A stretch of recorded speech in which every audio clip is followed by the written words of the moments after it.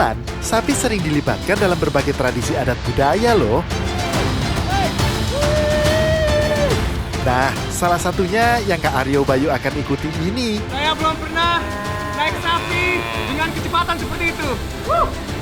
Full of adrenalin.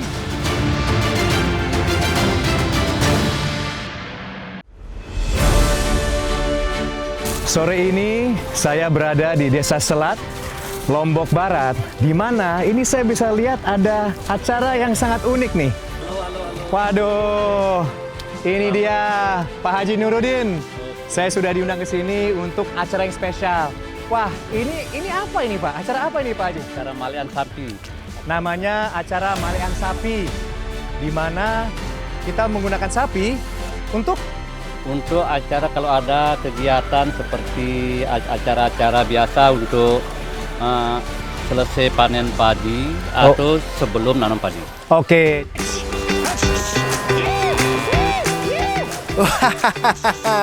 Hiasan pada sapinya aja udah kelihatan unik banget ya teman. Itu lonceng apa kulkas, Sob? Gedenya nggak santai. Sekilas, sapinya seperti akan adu balap aja di lintasan sawah ini ya teman. Tapi tidak hanya itu, ternyata untuk jadi juara lomba ini, ada banyak yang dinilai. Nah Pak Haji, ini cara penilaian seperti apa Pak Haji? Pertama-tama yang dinilai cara larinya sapi. Oke, oke ini ya. Pertama larinya, pertama kakinya itu yang kita lihat.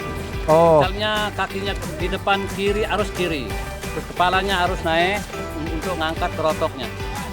Kerotoknya harus sama. Cara penunggangnya juga dinilai. penunggangnya juga dinilai. Seninya juga, makanya kayak saya lihat tadi juga ada yang beraksi tangannya. Dan ada suara-suara di kayak wuh, keluar gitu ya, kayak koboi. Wah, pantas aja, pada semangat-semangat betul teriaknya. Ada yang terjatuh teman. Wah, kayaknya nggak gampang nih mengendarai si sapi di sawah berlumpur begini.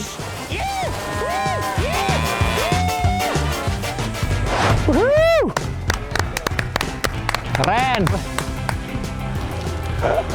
Biasa Bagus itu ya. anak kecil bagus. Orang anak kecil itu. Anak kecilnya bisa ya? Bisa. Itu anak kecilnya bisa nih. Waduh, kalau saya nggak bisa malu dong bro. Aryo, coba dong, jangan mau kalah. Ini kita akan coba nih sekarang nih. Bro, Iya Pak. jadi up. Oke. Entar. Oke, kita ini agak wild. Tradisi ini tidak hanya buat seru-seruan teman, tapi ada juga loh manfaatnya. Tuh, tanah yang diinjak-injak sapinya kan jadi gembur, seperti habis dibajak. Tapi kira-kira Kak Aryo bisa nggak ya mengendarai sapinya? Meski sapi sudah terikat berpasangan, namun membuat mereka berjalan maju dengan seirama tidak mudah teman. Oke, persiapan udah selesai. Waktunya kita coba.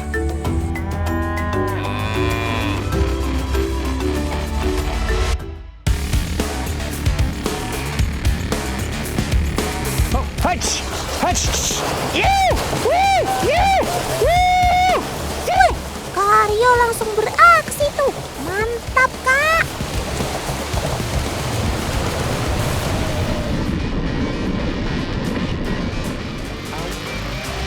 Oke, ini yang kedua kali saya akan naik.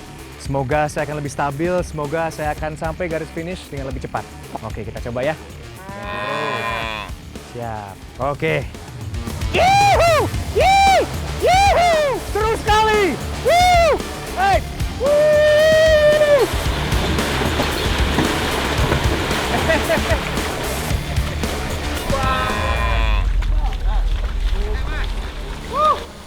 Saya belum pernah naik sapi di atas lumpur dengan kecepatan seperti itu. Full of adrenalin. Adrenalin tinggi. Malihan dalam bahasa Sasak punya arti mengejar sapi teman. Tradisi ini dilakukan sebagai wujud syukur atas panen yang melimpah dan menyambut musim hujan datang. Nah, sekarang saya berada di pit area. Ini bersama rider-rider malian sapi ini. Harus tenang juga ngomongnya. Weh bro, apa kabar? high five. Tos, Jess. Coba, kamu udah berapa lama main ini manahan sapi? Udah masih kecil. Dari kecil? Ya. Kamu masih kecil ini dari kecil lagi? Iya. Dari kamu segini? Besar. Oh, dari kecil sampai besar. Ya. Oh, jadi sudah lama mereka main manahan sapi dan aku tengok tadi mereka main jauh lebih jago daripada aku. Kok bisa kamu lebih jago daripada aku? Karena udah sering ya? Ya. Oke, pokoknya seru banget. Tradisi-tradisi seperti ini memang patutnya diteruskan ke generasi muda. Biar budaya Indonesia terus berlestari dan terus berkelanjutan. Keren sekali. Makasih banyak, Dek. Wes, Ces. Terus main. Main lagi nggak? Oke, kita main lagi ya.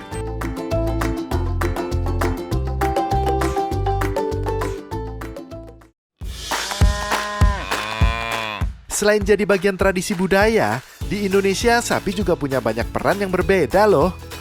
Ada yang berperan sebagai sapi pekerja, sapi perah, sapi pedaging, sampai pada tingkatan yang paling tinggi, yaitu sapi kurban. Kita coba ketemu sama mereka yuk. Waduh, ada sapi hook. Jumbo banget ini. Kenalkan teman, sapi ini bernama Raymond. Sapi berjenis limosin ini beratnya hampir mencapai 1,2 ton. Si Raymond ini berasal dari Perancis teman. Nah, dia sengaja didatangkan ke sini untuk dijadikan bibit unggul. Coba lihat deh perbedaan antara sapi biasa dan sapi raksasa ini. Kalau kedua sapi ini akan dimanfaatkan dagingnya, kebayang nggak perbedaan banyak dagingnya? Semisal dijadikan potongan rendang, seekor sapi lokal 250 kg bisa menghasilkan 2.500 potong teman. Tapi kalau seekor sapi limosin seperti Raymond ini bisa menghasilkan 12.000 potongan daging rendang. Weh, jauh sekali ya perbedaannya. Selanjutnya yang mau kita temui adalah sapi pekerja teman. Biasanya jenis sapi yang dipilih adalah sapi yang memiliki kekuatan luar biasa, seperti peranakan ongole atau biasa disebut sapi PO. Sapi jenis ini juga sering disebut sebagai sapi putih atau sapi lokal Jawa. Oh iya, ciri khas sapi ongole yaitu memiliki punuk di atas bahunya. Punuk sobat totan ini adalah cadangan lemak tubuhnya teman. Tapi punuk ini jadi sering dimanfaatkan untuk bantalan saat dia bekerja menarik beban yang berat. Ya, kayak sapi di pembuatan mie ini teman.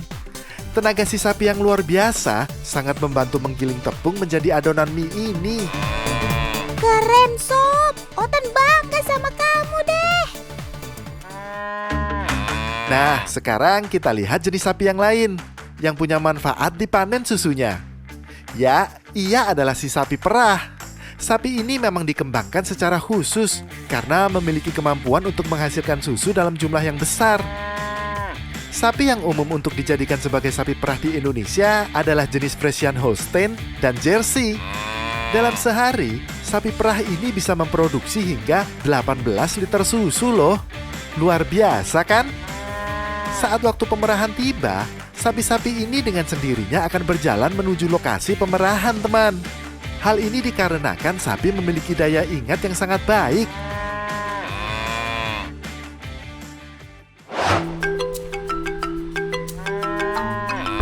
Teman, sekarang kita lihat sapi-sapi yang diumbar di alam yuk. Ayo tebak, ada berapa jumlah sapi yang kalian lihat? 1, 2, 10, 15, 100. Wah, ini sih kayaknya ribuan ekor ya teman. Soalnya banyak banget sapinya. Otan sampai kewalahan ngitungnya.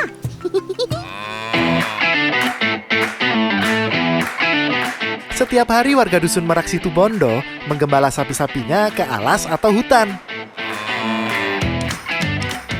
Oh iya, kalian tahu nggak? Ada berapa orang penggembala yang ditugaskan untuk menjaga sapi-sapi ini ke hutan? 10, 15, atau 20? Yah, salah semua. Yang benar adalah 6 orang. Pasti kalian heran kan? Bagaimana bisa 6 orang menjaga sapi sebanyak ini?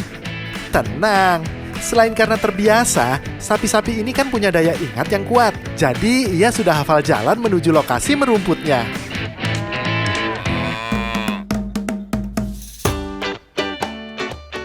By the way nih, meskipun bertubuh besar, tapi harga jual mereka di sini terbilang sangat murah loh. Harga anakan sapi saja mulai dari 3 juta rupiah. Sedangkan sapi besar paling tinggi harganya 8 juta rupiah. Kenapa ya bisa murah? Karena akses untuk menjualnya terbilang sulit. Jadi dibutuhkan biaya ekstra untuk jasa kirimnya. Setelah sepakat harga, sapi akan dibawa menggunakan motor yang sudah didesain khusus seperti ini. Lalu sapi akan diikat dan dibaringkan ke atas motor senyaman mungkin agar tidak stres.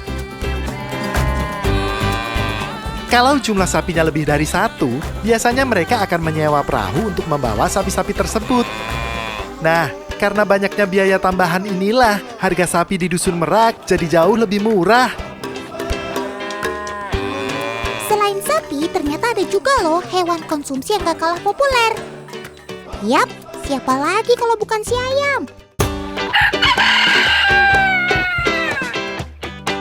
Tapi siapa sangka kalau ternyata ada jenis ayam yang memiliki keindahan dan punya harga yang selangit.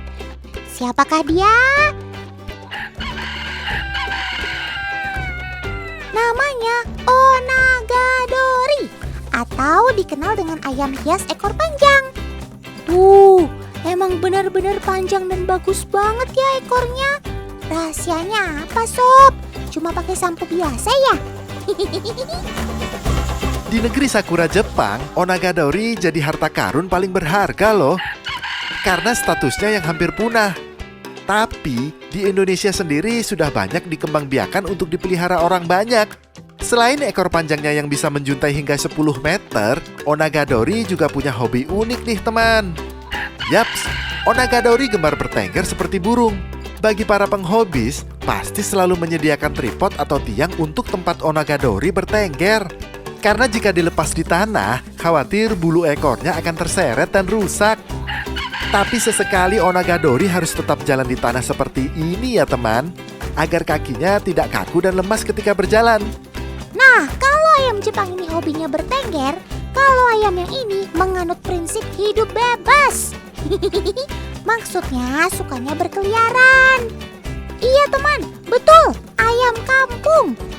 Tapi Sob, walaupun kamu jagoannya kelayapan, tetap bisa ditangkap kalau mama udah turun tangan. Banyak sekali.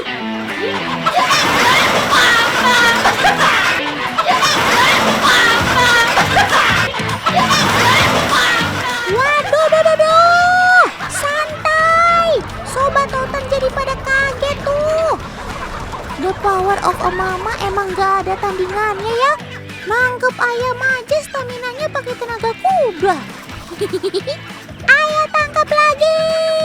Yang banyak ya. Teman, ini emang cara bunda-budi ini kalau lagi panen ayam kampung. Caranya cukup dengan tali rapia. Tangkap ayamnya, lalu diikat kakinya. Teknik seperti ini lebih efisien teman. Mudah dibawa, juga ditimbang. Kalau udah ahli, cukup 10 menit aja puluhan ayam bisa digenggam. Ayam-ayam ini rencananya bakal mau langsung dijual di pasar. Bawanya pakai motor aja. Tenang, meski pakai motor bisa muat banyak kok.